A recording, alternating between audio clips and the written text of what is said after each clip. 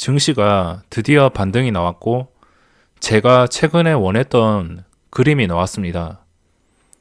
제가 하락을 하면서 올해 초부터 계속적으로 하락을 하면서 증시에서 이런 봉을 기다리라고 했습니다. 이런 아래 꼬리가 달린 양봉, 이런 봉이 뜨기를 기다리라고 했고 오늘 드디어 떴습니다. 오늘 시장의 흐름을 보면 일단 수급이 외국인 매수, 기관의 매도, 그리고 선물 시장을 본다면 동향을 본다면 외국인이 코스닥에서만 매수를 해줬고 나머지 코스피와 선물에서는 매도로 이렇게 마감을 했습니다.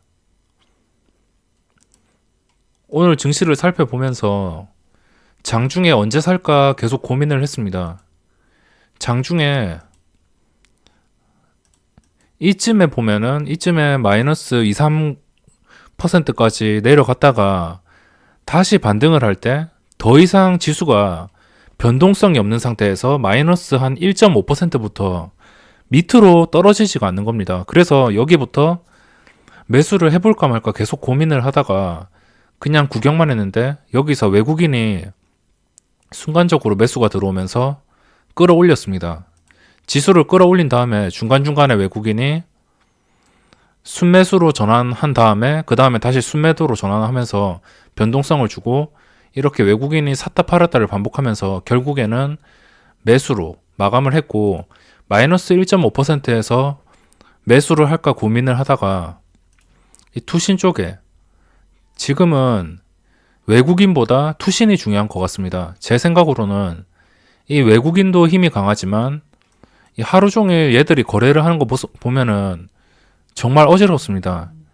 중간중간에 얘들이 팔면은 지수가 그냥 수직으로 하락하고 그리고 수직으로 하락하다가 그냥 순식간에 말아 올리는 경우도 있고 완전히 외국인 마음대로 증시가 놀아나고 있기 때문에 하락에서 레버리지를 살까 말까 여기서 하락이 좀 더뎌지고 더 이상의 하락이 안 나오고 0.01%씩 야금야금 올리길래 여기서 매수를 할까 계속 고민을 하다가 이쯤에 투신이 장중에 코스닥에서 투신이 한 마이너스 35억 여기서 여기까지 투신이 한 마이너스 35억을 계속 유지했습니다.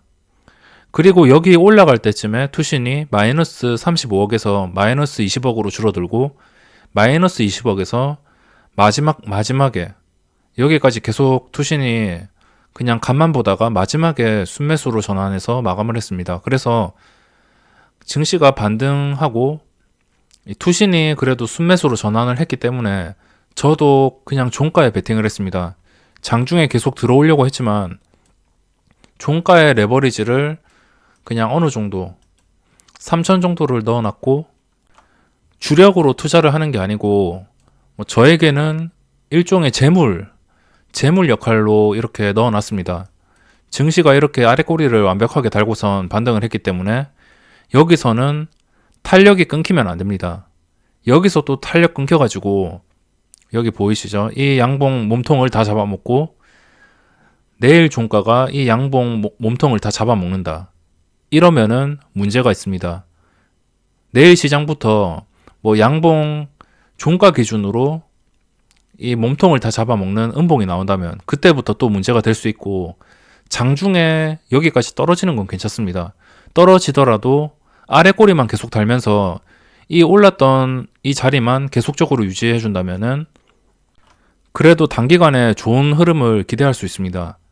하지만 지금 우리나라 증시가 재료도 없고 현재 악재만 존재하기 때문에 그것만 생각을 하면은 지금 종목을 싸게 산다거나 그럴 용기가 나지가 않습니다. 그렇기 때문에 그냥 단기적인 추세만 보고선 대응을 할 것이고 내일부터는 정상적으로 그냥 평소와 같이 시초가 매매도 하고 장중에 마음에 드는 종목이 있다면 매매를 하고 이제부터는 다시 매매로 돌아올 것이고 여기서 다시 하락을 한다. 이럴 때는 다시 경계를 해야 됩니다.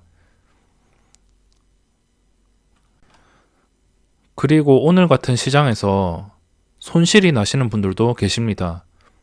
보통 이렇게 하락하다가 급하게 반등하는 장에서는 진짜 평소에 보고 있던 종목, 평소에 진짜 계속적으로 패턴을 알고선 계속 보고 있던, 마음에 들고 있던 종목이 아닌 이상은 아무 종목이나 잡으면은 수익을 내기가 힘듭니다.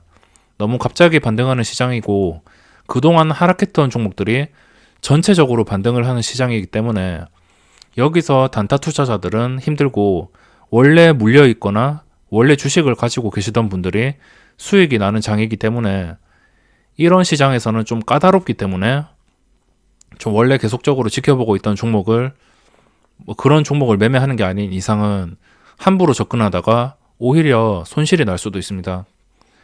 그리고 오늘 이게 일본 수출 규제 관련주들, 수혜주들 이런 종목들이 폭락을 했죠. 이런 종목들은 지수와 반대로 움직인다고 보시면 됩니다. 지수가 하락할 때 저런 종목들이 힘을 받고, 그리고 지수가 상승할 때 저런 종목들이 하락을 합니다. 지금 추세가 이렇게 되었고, 아무튼 그래도 7월 내내 증시가 답답했는데 7월 마지막 거래일이라고 이런 식으로 좋게 반등을 해서 마감을 했으며, 당연히 오늘도 중요했겠지만 중요하지 않은 날이 없습니다. 내일도 중요할 것이고, 내일부터 이 상승한 자리를 계속 유지하냐 유지 못하냐 이거에 따라서 또 방향이 달라질 것 같습니다. 지금 이 봉만 봤을 때는 오늘 오버나잇을 하는 게 맞지만, 오늘 이후에 오버나잇 하는 것은 아직 타이밍이 아닙니다. 확실히 황금선을 회복해주고 증시가 안정화될 때, 그때 해도 늦지 않으니까 웬만하면 좀 조심스럽게 접근을 하시고 신중하게 판단을 하셔야 됩니다. 그리고 이런 수출 규제 관련주들은 종목의 특성만, 어느 시장에서 이게 오를까 이런 것들만 파악을 해놓으시면 이런 것들로 손해를 볼 일은 없습니다. 그리고 오늘 시장에서 상한가 종목이 여러 가지가 있는데, 그 중에 지금 데모, 이게 실컷 하락하다가 상한가를 갔죠. 상한가 이후에 시간의 거래에서 상한가를 유지 못하고 있습니다. 이것뿐만 아니라 윌링스도 장중에 상한가 근처까지 가고, 신규 상장주들이 장중에 오전장에 이렇게 반짝거렸습니다. 데모를 중심으로. 이게 안 좋은 점이 뭐냐면, 내일 8월 1일 날 좋은 종목, 그러니까 조건이 좋은 종목, 그게 상장하고 오른다는 보장은 없지만 일단 조건은 좋습니다. 한국바이오젠과 슈프리마 IT라는 종목 두 개가 동시에 상장하는데, 지금 제가 혼란스러운 게 그 두 종목을 뻥튀기 시키기 위해서 이 데모를 오늘 상한가를 만들었는지, 상장 직전에 이거를 억지로 상한가를 만들었는지, 아니면은 그거 두 개가 상장한다는 기대감에 이 데모를 올렸는지, 아니면 시장이 진짜 좋은 게 없어가지고 일로 돈이 몰렸는지, 지금은 이 세 개 중에 어떤 것을 생각을 해도 맞습니다. 내일 8월 1일 날 상장하는 종목으로 좀 재미 좀 보려고 했는데, 또 얘들이 이렇게 올라 버렸으니까 분명히 싸게는 상장을 안 할 겁니다. 싸게 상장 안 하면 이런 그림이 나올 확률이 높습니다. 운이 좋다면은 상장하고 나서 단기간에 시세를 줄 테지만, 운이 나쁘다면은 시세도 주지 않고 그냥 그대로 반토막이 나는 경우가 있기 때문에, 오늘 이런 신규주의 상승은 내일 상장하는 종목을 생각을 한다면 좋지는 않습니다. 그리고 이 데모도 그렇고, 데모가 상장하기 직전에, 이 데모와 윌링스가 상장하기 직전에 플리토를 이렇게 올려놓고선 신규주의 분위기를 끌어올렸습니다. 그만큼 이런 것들을 생각을 해본다면 좋은 종목이 상장하기 직전에 이런 종목들이 다 오르는 걸로 봐서 그 종목들을 최대한 뻥튀기 시키기 위해서, 아니면은 그 종목이 상장한다는 기대감으로 그 종목이 상장해서 분명히 상한가를 가면은 다른 신규주에 영향을 미치기 때문에 그런 기대감으로 인한 매수세, 그런 거라고 생각을 할 수 있습니다. 그리고 데모 말고도 여러 가지 종목이 상한가를 갔는데 한번 살펴보겠습니다. 드림 시큐리티, KTH 둘 다 오전장에 상한가를 갔고 이거는 진짜 대단한 것 같습니다. 플레이 위드에 이어서 이 종목이 또 나왔는데 이렇게 상한가를 가는 종목, 이런 종목은 진짜 몇 개월에 한 번씩 보는데 진짜 대단한 것 같습니다. 이거는 이제 대응 영역이 절대 아니니까 아예 신경도 쓰지 않고,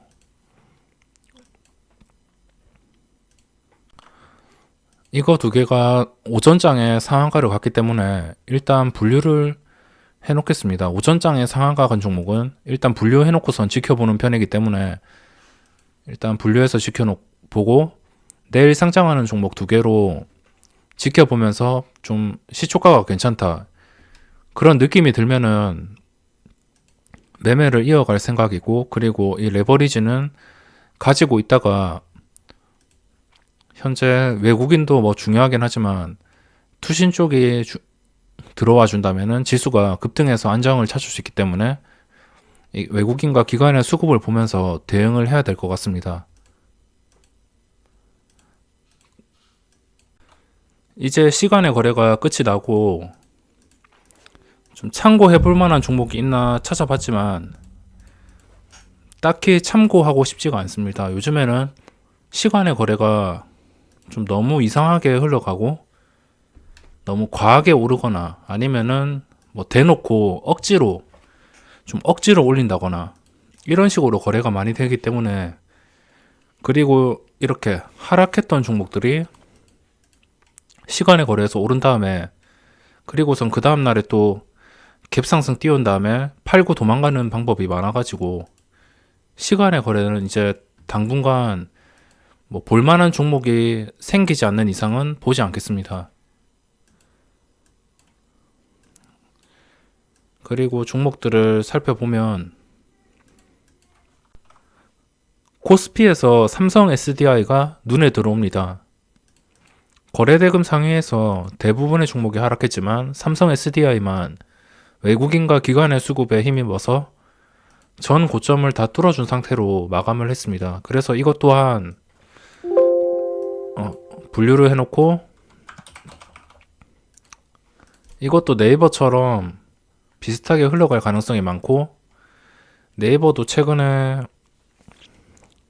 기관들의 매수가 많이 들어오고 수급도 괜찮기 때문에 지금 3거래일 동안 눌림목이 있었습니다. 이것 또한 괜찮게 흘러갈 것 같고, 뭐 이동평균선 여기서부터 이제는 13만 5천원 정도, 이게 아래 꼬리 거의 하단에서 한 호가 두 호가 더 떨어진 가격인데 13만 5천원, 뭐 이것만 종가 기준으로 나오지 않는다면 이거 역시 아래 꼬리를 3거래일 달았기 때문에 적극적으로 움직일 가능성이 높습니다. 그래서 삼성 SDI와 네이버를 한 세트로 분류해 놓고, 그리고 코스닥에서는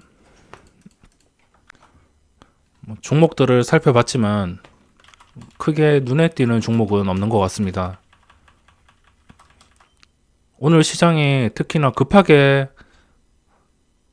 아래 꼬리 급하게 찍고선 반등을 한 시장이기 때문에 종목 역시 무리하게 넣는 것보다 지금 저도 매매할 종목을 그렇게 확신이 안 서가지고 레버리지에 넣은 것이고, 이 레버리지는 어차피 외국인과 기관의 움직임에 따라서 대응을 할 겁니다.